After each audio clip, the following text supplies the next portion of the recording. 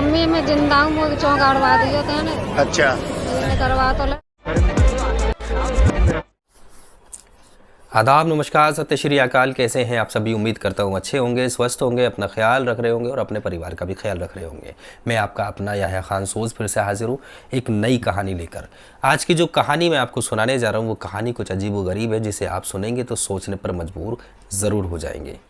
दरअसल आज की कहानी में एक महिला है और उस महिला का एक 18 साल का लड़का है जिसका नाम है योगेश।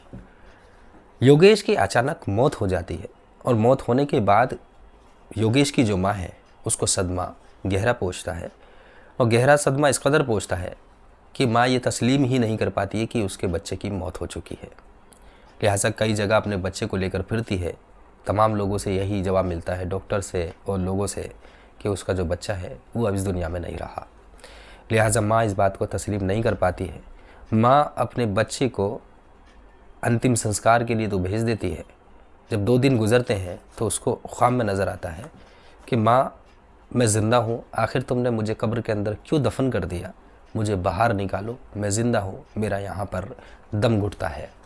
जैसे ही ये ख्वाब माँ देखती है तो सोचती है कि जो मैंने ख्वाब देखा है कि शायद ये एक ख्वाब है, इसको भूल जाना चाहिए।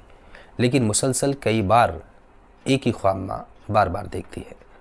जब ये ख्वाब देखती है तो अपने परिवार वालों से जिक्र करती है, कहती है कि मुझे जो मेरा बेटा है ख्वाब में नज़र आ रहा है और वो कह रहा है कि मुझे कब्र के अंदर तुमने क्यों दफन किया है, मुझे बाहर निकालो। परिवार वाले जब ये बात सुनते हैं तो आसपास के जो ख़ानदान, क्योंकि मौत का घर था, तमाम लोग मौजूद थे, तो पता चलता है एक अजीब बात यहाँ पर सामने आती है कि जो ख़ानदान वाले हैं वो कहते हैं कि पूरे ख़ानदान में टोटल 20 या 18 लोगों को यही ख्वाब नज़र आया है। अभी बच्चे की मौत को 2 दिन गुजरे थे। लिहाजा जैसे ही ख़ानदान वाले ये बात बताते हैं तो ये बात आसपास के गांव को पता चलती है। गांव वाले भी मौके पर पहुंचते हैं और पहुंचने के बाद जो माँ है उसका सब्र अब टूटने लगता है। वो कहती है कि मेरे बच्चे को कब्र से बाहर निकालो, मेरा बच्चा मरा नहीं है, मुझे ख्वाब में बार बार वो आवाज़ें दे रहा है, लिहाजा उसे बाहर निकालो। तमाम लोग, गांव वाले, ख़ानदान वाले मिलकर प्रशासन के पास पहुंचते हैं और उससे इजाज़त लेते हैं और प्रशासन उसे इजाज़त भी देता है कब्र खोदने की। जैसे ही कब्र खोदी जाती है, क्योंकि पूरा गांव, आसपास के गांव और पूरे ख़ानदान के लोग यहाँ पर मौजूद थे, सैकड़ों की तादाद में लोग मौजूद थे और ये कब्र खोदी जा रही थी। और जब ये कब्र खोदी जाती है तो आसपास के जितने भी लोग हैं सबके मुंह खुले के खुले रह जाते हैं, आंखें फटी की फटी रह जाती है। यकीनन ये पूरी घटना जब आप सुनेंगे तो आप भी खुद सोचने पर मजबूर ज़रूर हो जाएंगे। ये जो कहानी असल में शुरू होती है, दरअसल ये कहानी है उत्तर प्रदेश के हाथरस की। और इसी हाथरस में एक इलाका है जिस इलाके का नाम है नगला चोबा इलाका। और इसी नगला चोबा इलाके में एक परिवार रहता है और इसी परिवार के अंदर एक 18 साल का लड़का भी है। दरअसल ये जो 18 साल का लड़का है इसका नाम है योगेश। घर में काम कर रहा था कि अचानक उसको महसूस होता है कि उसको किसी चीज़ ने काट लिया है। जैसे ही वो देखता है तो उसके होश उड़ जाते हैं। दरअसल इसके जो काटा था वो किसी और ने नहीं बल्कि एक जहरीले सांप ने काटा था। अब इतना देखना था कि योगेश की हालत बिगड़ने लगती है। परिवार वालों को वो चीख चीख कर बताता है तो परिवार वाले इसको लेकर सदर अस्पताल पहुंचते हैं और पहुंचने के बाद जब डॉक्टर को दिखाया जाता है तो डॉक्टर कहते हैं कि दरअसल जो ये लड़का है इसकी मौत हो चुकी है, अब इसके अंदर कुछ नहीं है। इधर जो माँ है उसको गहरा सदमा पहुंचता है, उसका रो रो कर बुरा हाल हो जाता है। माँ कहती है कि मैंने डॉक्टर की तमाम लोगों की बात सुन ली है, मैं तुम्हारे आगे हाथ जोड़ती हूँ, अब एक काम और करो, जो जोगी टाइप के लोग होते हैं उनके पास इस बच्चे को लेकर चलो। मैं जानती हूँ मेरा बच्चा जो है वो मरा नहीं है, वो ज़िंदा है। लिहाजा जो जोगी टाइप के लोग होते हैं उनके पास लेकर तमाम लोग जो है इस योगेश की बॉडी को लेकर पहुँचते हैं। तो जो ये लोग हैं ये भी कह देते हैं कि आपके बच्चे के अंदर अब कुछ नहीं है, वो इस दुनिया को छोड़कर जा चुका है। लिहाजा माँ अभी भी इस बात को मानने के लिए तैयार नहीं थी। अब परिवार वालों ने तब सब ने मान लिया था कि जो बच्चा है उसकी मौत हो चुकी है। लिहाजा उसे घर पर लेकर आते हैं, माँ को समझा बुझाने की कोशिश करते हैं और उससे कहते हैं कि अब इसका हमें अंतिम संस्कार कर देना चाहिए। लिहाजा अगर ये घर पर रहेगा तो तुम्हें इसे देख देख कर सदमा ज़रूर पहुँचता रहेगा। किसी तरीके से माँ इजाज़त दे देती है। माँ की ख्वाहिश थी कि अब एक काम किया जाए, जो ये लड़का है 18 साल का बच्चा है इसको दफन किया जाए। तो अब फैसला लेते हैं कि जो इसी गांव के अंदर एक पोखर है उसी के पास एक गड्ढा खोदा जाएगा, उसी के अंदर उसको दफन कर दिया जाएगा। लिहाजा एक गड्ढा खोदा जाता है और योगेश को उस गड्ढे के अंदर दफन कर दिया जाता है। 29 मई को ये घटना घटती है, 29 मई को उसका देहांत होता है। अब जब 2-3 दिन गुजर जाते हैं, माँ का इधर रो रो कर बुरा हाल था, ठीक से सो भी नहीं पा रही थी, तो तमाम घर वाले, परिवार वाले उसको समझाते हैं कि तुम्हें अपनी नींद पूरी करनी चाहिए। लिहाजा किसी तरीके से उसे समझा बुझाकर उसकी माँ को उसको सुलाया जाता है।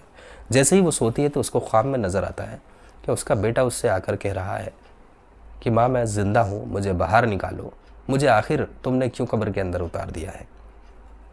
ये ख्वाब देखना था कि माँ फ़ौरन बेकरार हो जाती है और सोचती है कि ये सिर्फ ख्वाब है, इसको भुला देना चाहिए। लिहाजा फिर से सोने की कोशिश करती है। कुछ वक्त के बाद जब उसकी आंख लगती रहती है तो कई बार मुसलसल यही ख्वाब देखती है। बस जब कई बार ये ख्वाब देखा जाता है तो अब यहाँ पर माँ और ज़्यादा बेकरार हो जाती है और अपने परिवार वालों को ये बात बताती है। क्योंकि मौत का घर है, अभी पूरा ख़ानदान यहाँ पर मौजूद था, तो पूरे ख़ानदान में भी ये बात बताई जाती है। तो यहाँ पर एक अजीब बात सामने आती है। लगभग 20 या 18 लोग ये बात बोलते हैं कि जो ख्वाब तुमने देखा है वो ख्वाब हमने भी देखा है। वो जो लड़का है योगेश है, वो हमारे ख्वाब में आकर भी यही कह रहा है कि मैं ज़िंदा हूँ, मुझे बाहर निकालो। अब ये बात जो गांव वाले हैं उन तक पहुँचती है। तमाम गांव वाले भी यहाँ पर इस घर पर इकट्ठा होते हैं और आसपास के गांव वाले जो लोग हैं वो भी इस घर के पास इकट्ठा होते हैं। अब फैसला लिया जाता है कि हम प्रशासन के पास जाएंगे और उससे इजाज़त लेंगे। लिहाजा जो माँ है वो रो रो कर प्रशासन के आगे हाथ पैर जोड़ती है और उससे कहती है कि हमें इजाज़त दे दीजिए, एक बार तसल्ली कर लेंगे कि हमारा बच्चा ज़िंदा है या मर चुका है। लेकिन मेरा दिल कहता है कि जो मेरा बच्चा है वो ज़िंदा है। मेरी ममता कहती है कि मेरा बच्चा ज़िंदा है, वो मुझसे दूर नहीं गया है। अब ये हाल देखना था कि प्रशासन भी उसको इजाज़त दे देता है और कह देता है कि आप अपनी संतुष्टि कर लीजिए। लिहाजा यहाँ से कुछ कब्र खोदने वाले जो लोग हैं उनको साथ लिया जाता है। पोखर के पास पहुँचते हैं जहाँ पर योगेश को दफन किया था। अब ये जो गड्ढा है इसको खोदना शुरू किया जाता है। अभी जो यहाँ पर इस गड्ढे को खोदा जा रहा था तो तमाम गांव के एक एक लोग यहाँ पर मौजूद थे और आसपास के गांव के लोग भी मौजूद थे, क्योंकि ये ख्वाब के बारे में आसपास के लोगों के बारे में लोगों को भी पता चल चुका था कि माँ को ख्वाब में बेटा नज़र आता है और वो कहता है कि मुझे बाहर निकालो। अब जो तमाम लोग हैं उनकी आंखों की टकटकी इस कब्र के ऊपर बंधी हुई थी कि आखिर हमें सिर्फ ये पता चल जाए कि जो लड़का है ये ज़िंदा है या फिर मर चुका है। जो कब्र खोदने वाला शख्स है वो मुसलसल कब्र खोद रहा है। इधर जो माँ है उसका रो रो कर बुरा हाल है। जैसे ही कब्र खोदी जाती है, अब नज़दीक आ चुके थे, जो योगेश की डेड बॉडी थी वो सामने आती है। जैसे ही सामने आती है, जो आसपास के लोग इस कब्र को देख रहे थे, खोदते हुए देख रहे थे, और ख़ासकर जो कब्र खोद रहे थे वो अपने मुंह पर हाथ लगा लेते हैं, अपनी नाक को बंद करने शुरू कर देते हैं। दरअसल जो योगेश की बॉडी थी वो पूरी तरीके से सड़ चुकी थी, गल चुकी थी। अब जो तमाम लोग थे जो सिर्फ ये देखने के लिए आए थे कि आखिर इस कब्र के अंदर जो योगेश है वो ज़िंदा है या मरा हुआ है, क्यों आखिर वो ख्वाब में बार बार आकर ये कह रहा है। जब ये तमाम लोग अपनी आंखों से ये मंज़र देखते हैं तो उनका भी जो एक ख्वाब था वो भी चकनाचूर हो जाता है, और जो माँ है, माँ का जो ख्वाब था वो माँ का ख्वाब भी टूट जाता है। अब तमाम लोग परिवार वालों को समझाते हैं और समझाने के बाद कहते हैं कि इस कब्र को इसी तरीके से वापस बंद कर दिया जाए। तो तमाम लोग जो है इस कब्र को वापस इसी तरीके से बंद कर देते हैं। इधर जो माँ है उसका वो ख्वाब जो है वो पूरे तरीके से टूट जाता है। दरअसल इसको आप माँ की ममता कहें, आप इसे माँ का प्यार कहें, आप इसे भरम कहें, आप पूरी घटना को किस नज़रिए से देखते हैं कमेंट सेक्शन में कमेंट कर ज़रूर बताइएगा। किसी भी माँ के लिए अपनी औलाद का जो सदमा है उसको सह पाना बहुत मुश्किल होता है। शायद यही वजह थी कि जो ये माँ है ये तस्लीम नहीं कर पा रही थी कि उसका बच्चा दूर चला गया है, और वो शायद इसको गहरा सदमा था। यही वजह थी कि रात भर वो सोच कर सोती होगी, और शायद यही वजह थी कि उसको ख्वाब में ये सब नज़र आता होगा। आप पूरी घटना को किस नज़रिए से देखते हैं, इस माँ की ममता पर क्या कहना चाहते हैं, या माँ की ममता है या भरम है, ये सब क्या है, आप कमेंट सेक्शन में कमेंट कर ज़रूर बताइएगा। दोस्तों, पूरे घटनाक्रम को सुनाने का उद्देश्य किसी का दिल दुखाना नहीं है, किसी को ठेस पहुँचाना नहीं है, बल्कि आप सभी को समाज में जागरूक करना है। आप जहाँ रहें सुरक्षित रहें, सावधान रहें, अपना ख्याल रखें और अपने परिवार का ख़्याल रखें। साथ ही आपको बता दें, कुछ लोग हैं जो हमारी वीडियो देखना पसंद करते हैं और जिन्होंने अपना नाम लेने की अपील की है।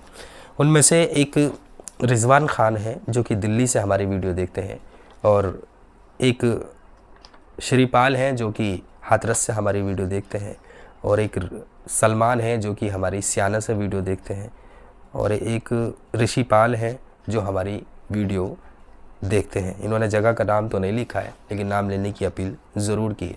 आप तमाम लोग जो है अपना ख्याल रखें, इसी तरीके से हमारे चैनल को प्यार देते रहें।